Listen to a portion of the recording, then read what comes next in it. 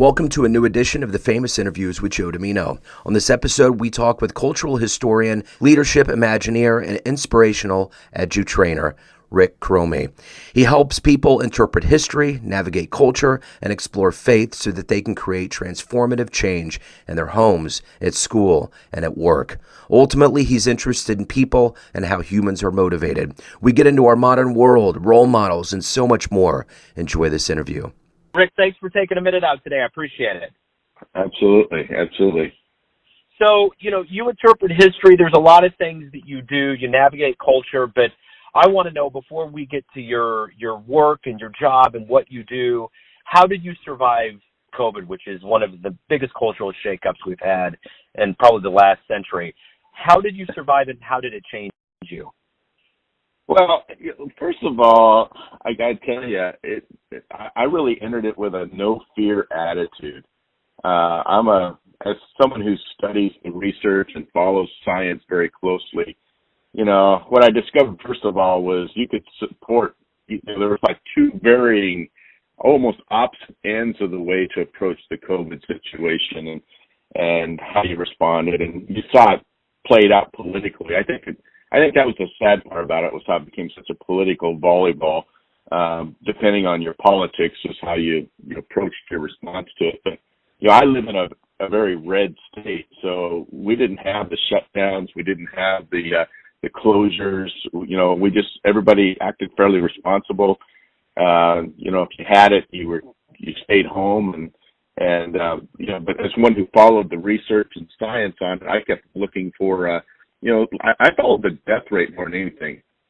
And, I understand immunology and epidemics and those type of things a little bit. And one of the things we find about contagions is you may have variants that are more contagious, but the lethality of it continues to decline, which is what COVID did over the course of its lifespan. And it's going to be around possibly for another 40 years. I mean, the Spanish flu was around for 40 years, and we handled that even much more differently than we did COVID, much less aggressively. I mean, Spanish flu was bad, but it was mostly a local aggressiveness if it was done at all, as far as, keeping people away, socially distanced, if you want to use that word. But so for me, it was kind of approach was, I want to be responsible. I also always felt like if the person I was talking with or connected with or dealing with in any way was fearful and had a very, strict, where for them it was all about masks, I would totally wear a mask. I did that for the deference of the people that I worked with, even though I didn't believe I needed to wear a mask. I would socially distance, even though I didn't think I needed to socially distance. Because in the end, it's about respect for other human beings. And so that's what I did. I didn't, I wore a mask when it was necessary and when appropriate and when desired. But other than that, I really approached it with no fear. And I did catch it. I caught the Omicron back in January, and it was a couple hard days, but for the most part, and I was vaccinated. I did get vaccinated, but did not get boosted. I see no reason at this point to get boosted. So I'm curious with what you do with your life. I see on paper it's very clear, but let's boil this down to maybe simplify it a little bit. I'm going to transport you now to a career day at a grade school, and you're in front of fourth graders, and a kid looks up and says, "What do you do for a living, and how are you qualified to do it?" How do you answer that kid? Well, first of all, my basic mission is that I interpret history, navigate culture, and explore faith. So that speaks to my three primary areas of expertise and background. I started out life as a pastor. I was a youth pastor and taught youth ministry at the university level for many years, and that's what got me into generational analysis. I started looking at back in the 80s and 90s in particular, there was a lot of interest just in how these new generations were emerging and really understanding older generations. Back then we called them builders, or the GI generation or the silent generation, some of those older generations. There was just interest in that, and that fascinated me too. And I all the way through, I've always maintained that every 5 years you've got to reinvent your life in some way. You've got to find a way to make it different, to change it, not just for your own sanity and your own growth, but really to help move your own career forward. And, and that's really what happened in 2020 for me. I took, because all my speaking engagements got canceled, I started researching American history a lot more. But as far as what I do, if I was in that grade school class, I would say that, I'm a historian. I've always been a historian. I don't have an actual degree in history, but I've had enough history courses to have a degree in history in my lifetime. I have a doctorate in leadership in the emerging culture, so I get tagged a lot as a culturalist, cultural historian, a futurist. I help people, organizations, businesses, schools, churches understand the future, where it's headed. Technology has been a big part of that. My doctoral dissertation was in online learning and in particular technological shifts and such. And of course, my latest book was on technology and generation. So all those feed together. And underneath all of that is, again, the exploration of faith, because I do come out of a pastoral background. So, obviously because of COVID, we've gone through quite a cultural shift. And I'm curious, as you look into kind of a quasi, crystal ball of the future, do you see what we've gone through? There's been so many things that have gone into it, from battling the disease, the political divisiveness, the class war, figuring out things with racism, changing the Redskins name, all of these things. As we kind of progress and have progressed over these last couple of years, do you see this shift being positive or negative, and why? Yeah, and again, I think it depends on your perspective. Obviously, there might be obviously there's a side that would say, yes, we, as you just mentioned, progressed through this period. There would be others that would say we might have devolved. Are things better today than they were 20 years ago? I kind of see both sides. I'm one of these guys that tends to be firmly in the middle on some of these things, and this is one where I'm definitely in the middle. There are different things, for example, in the area of race, that we needed to progress on, we needed to change, we need to work on and deal with. But at the same time, we've almost gone too far in what that looks like. You mentioned the R word. I grew up in Montana. The fact that we had a nation's capital with the name of the R word was outrageous to me, because I lived among the Indians. I understood their culture, and for them that was a derogatory term. But as you just heard, I used the word Indian, and I have no problem with that. In fact, my Indian friends have no problem with that. I live out here in the Pacific Northwest. I'm on cruise ships all the time with Native Americans, and they prefer that we call them Indians. There's no dog in that hunt. There's just an element of the Indian culture that has an issue with it, and they tend to blow it up. But that's the way it is with any of the racial things right now. It seems to me there's an element that wants to blow it up a bit. And I'll be very candid. I've been called all sorts of names for even suggesting this idea, but I come back to a very simple. It's a theological concept for me. It's how I view life. But I believe all lives matter. Until all lives matter, no lives matter in particular. And I understand Black lives matter. I understand the Hispanic lives matter. I understand all of that. But at the bottom of it has to be that we have to have respect for all life and all ethnicities. And so, yeah, the COVID moment really blew that whole thing up in that particular arena, and it's something that we've had to address. And I think there's been some good work on it. What I enjoy is doing podcasts like this, where maybe I can explain. I'm an old white guy. I've kind of seen a lot of this stuff, and yet, at the same time, it's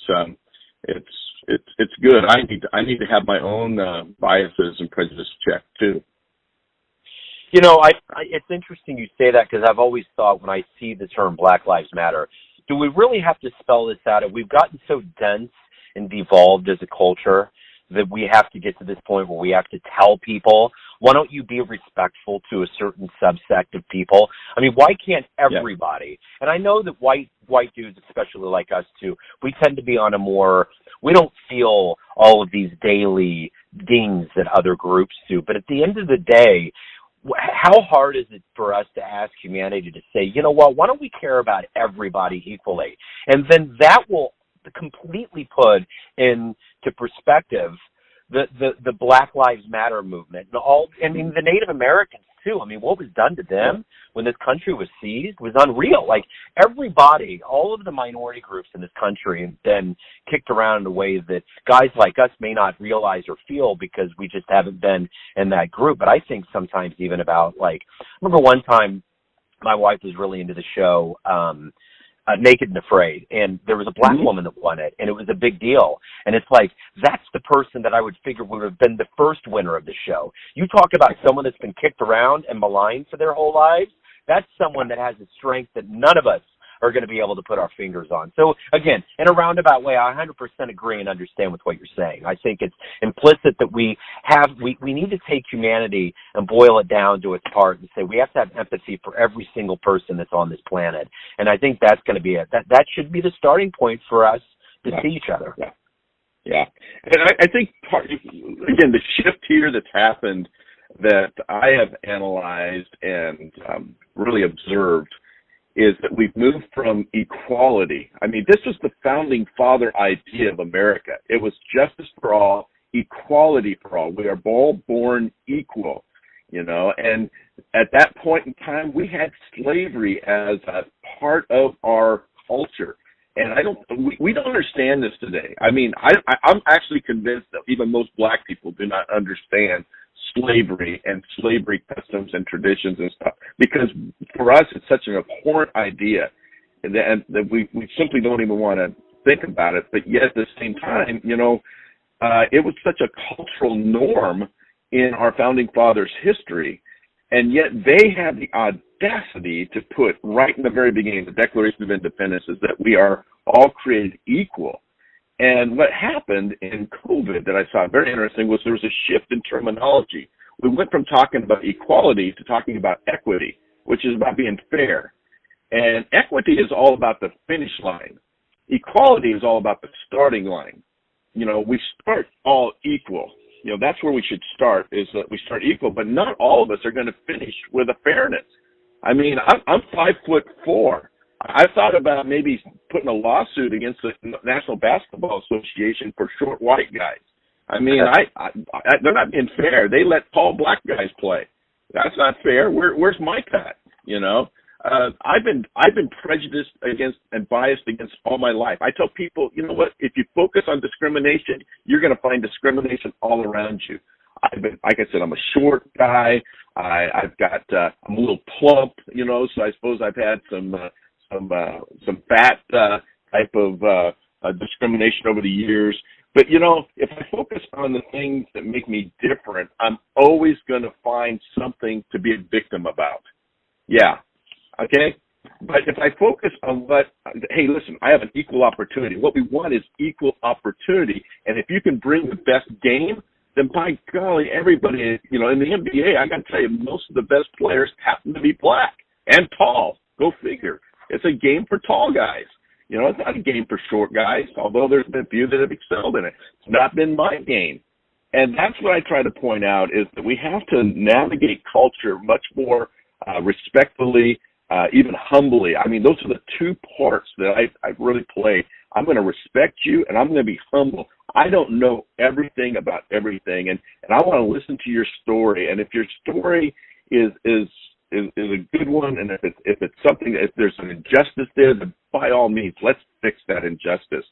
But a lot of us don't know our history today, and that's the problem with America. We have these, we're talking about fake news. Well, there's fake history out there all the time, and it's becoming a major narrative in some circles about certain things where we have fake history, and that concerns me more than anything, because I study this stuff pretty heavily, and in the academic world, it's amazing what passes for history today.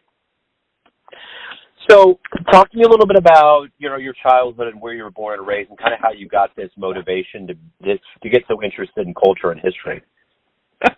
Well, I'm a native Montanan, so as I mentioned, I grew up in cowboy and Indian country, and I don't know where I got this interest. I've always been a curious guy, and I've always been a writer. Some of my earliest recollections was, I wrote little books. I used to write nature books, and then I sell them for like 10 cents to the neighborhood, and that was my first published works. I would literally write them out. I'd get these wildlife stamps, and then I'd research about the wildlife stamp, and I'd write this whole book about this wildlife stamp and sell it for 10 cents. People actually bought it. And that's when I realized, well, hey, listen, maybe there's something here. My writing teachers, my communication teachers, my speech teachers, my drama teachers, my journalism teachers, they all said, you need to write and you need to speak. And that's pretty much been my go-to. Those are my basic gifts that I bring to the table is communication. And then my pastoral background, I was raised in the church, and unlike a lot of people today, my early church experience was very positive. I went through some abandonment. My mother left the family, and my father, we had a real disconnect with my dad for many, many years.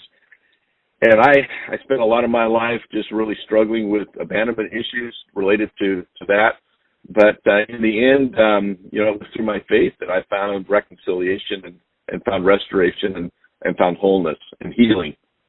So I have to give credit where credit's due for that. But that's really who I am. It comes back to that curious. I've always been curious, my friend. It's just who I am. And history makes me curious, and culture makes me curious. Stories. I love stories. To me, we are a story culture, and I love to hear people's stories. Absolutely. Talk to me a little bit about role models, heroes, people that you look up to. Who have those been that have inspired you throughout your life? Wow. That's interesting because it depends on the discipline. When I think about speaking, I just talk about speaking and the whole idea of presenting information in a way that inspires and creates beauty and inspires a story. For me, that man was always Steve Jobs.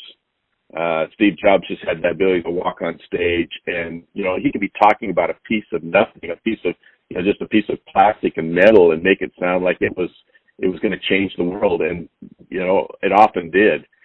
When I think about race relations today, Martin Luther King Jr. is a huge influence on my life. As I read what he wrote, and I get a sense of what he was dealing with back in the 1960s.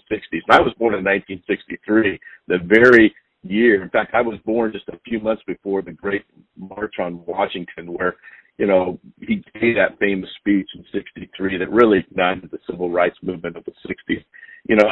And I sense that. I really appreciate that. Musically, I love guys like Bono of U2. I love the spiritual ethic that they have, the approach to life, the thinking man that Bono is of U2. So there are a number of influences out there, and I probably could think of several more if I'm trying to think more of living examples or recent examples. Well, those are wonderful, and I'm going to take that baton a little further and ask you this. If you could meet one person alive on the planet right now, who would it be? Who would you love to talk to? Is this person already alive right now, so it's not somebody's past? You could do somebody that's gone. Just anybody that you really would love to have talked to. I think for me, I would have liked to have sat down with Ronald Reagan. He was the first president of my lifetime that really had a significant impact on my life. I grew up again as a child of the '60s and '70s, and I remember the Carter administration. But I graduated in 1981, and so I couldn't vote for a president in 1980. I was still a little bit too young for that. But it was that Ronald Reagan, he had a lot of critics too. Politically, he had critics, but I always loved how he handled the criticism. But more than anything, I just really liked the way he handled life. There was a smile that he had. He had a joy to life, and he seemed to have an approach just that I find attractive, and I think a lot of people find it attractive. That's why he's one of these probably one of the more famous, if not popular, presidents of the 20th century. So if you have a dream tonight and you run into your younger version, say in your 20s, and you could give that version a piece of advice based on what you've learned, the wisdom that you've accumulated over the years, what would you tell your young version? Don't be so serious. You don't have to die on every hill. You know, we have a lot of hills in life that we like to die on, especially when we're young. And I think the reason for that is because we don't have a lot at stake. You know, you can uproot your family. You can change your career. You can do a lot of things like that when you're young and take risks because there's not a lot of capital yet. There's not a lot of rooting yet to your life. But the older you get, you start to realize, hey, you know, why did I fight that battle? Why was that particular issue so important to me? You know, because today I find that there's a lot less that rattles me. And I find a settling in my life that is something that I find appealing. I'm not sure that even if I told my younger me what I just told you, I don't think he would have listened because he was pretty arrogant. He was pretty insecure in his life, and you know, I've just learned in the last 10 years how to settle my soul a little bit more. So, you know, the one thing that's very key about humans is that, you know, art's been huge, especially during this pandemic. So I'm curious, what book or album or art has been something you've come back to or had a huge influence on your life? Definitely music has been my go-to. It's been my therapy dog. It's been my comfort food, you know, and I'm an old classic rock and roller. I grew up, in fact, my earliest band was Kiss, believe it or not. I still enjoy their music from time to time, but I was a classic rock and roller, you know, all the oldies but goodies, you know, everything from Boston to Aerosmith to ZZ Top and, you know, all those as well. I never got into disco, thank God. You know, that was, you know, I have an appreciation for disco now, only as a musical art form, but back then, you know, you couldn't get me anywhere near a disco song. But yeah, music, and you know, I like country music a lot more. I mean, I got into country music in the 90s, and I found that to be to kind of fill that hole. I mean, because country music was changing at that point. Garth Brooks was huge. I got to tell you, my sister introduced me to Garth Brooks because she's a huge Garth Brooks fan, and I thought Garth Brooks had nailed it. He finally figured out a bridge to bring in us old classic rock and rollers. And that's when 90s country music started to get more, it kind of found some of those older roots, those southern rock roots that, you know, I'm an Allman Brothers guy. I love, you know, everything from Molly Hatchet to, you know, I mean, ZZ Top to, you know, Leonard Skinner. Those were all big influences. I was a huge southern rock guy. But, right on. So everyone has what's that? No, I was going to say that's just my go-to. Those are my comfort foods. Yeah. Cool. Well, I was going to my final question to you is this: everyone has a perception or an idea of you, your family, your friends, your fans, but ultimately you live your life. You have a perception of you. Who do you think you are? Yeah, that's a great question, and it's one that I think as my life has unfolded, you know, I've had to come to grips with. I was addicted to a substance here a few years ago, and I had to do recovery work and did a lot of soul searching in my life and really getting back to the basics of who I am. And you know, I like to say now that I'm a father, I'm a friend, I'm a man who loves people, loves life, loves God, and you know that's the essence of who I am. I've learned to hopefully it comes across as an authenticity to how I approach life. I think that's probably the greatest compliment you can get is for someone to say you're real. You're just the real deal. And I've heard that from time to time. And to me, that's the greatest compliment a human being can get is that when someone else sees you as being real. Because, again, there's so many fake things that we put on and so many masks that we wear. It's Halloween every day of the week when it comes to humanity today. We try, especially social media, we try to be what we're not. And we become disturbed by what we're not. And, if we don't have the likes and shares and the followers and such, it can depress us. And, I run a very low rent, low budget, one-man show, nonprofit work. I'm not greatly famous, but I have about 800 people on my daily email work, and they inspirational email I send out, and it has one of the highest open rates in the business. So I have to think that I'm doing something, and in the end, it's all about putting a dent in the world. That's what Steve Jobs talked about. Just putting a dent in the world, and that's who I am. I just want to leave with a dent. Absolutely. So if anyone wants to learn more about you, what you do, anything related to your world, where's the best place for them to go? Start with rickchromey.com. rickchromey.com. That's the best place for me. Beautiful. Rick, thank you for opening up, man. Good luck with everything. I appreciate it. Hey, it's been fun. Thank you for the opportunity. Thanks for tuning in to another famous interview with Joe Dimino, where we cover the world of art, literature, and music around the globe. If you want to hear more interviews, visit the Famous Interviews with Joe Dimino channel on YouTube. Thanks again for listening, and until next time.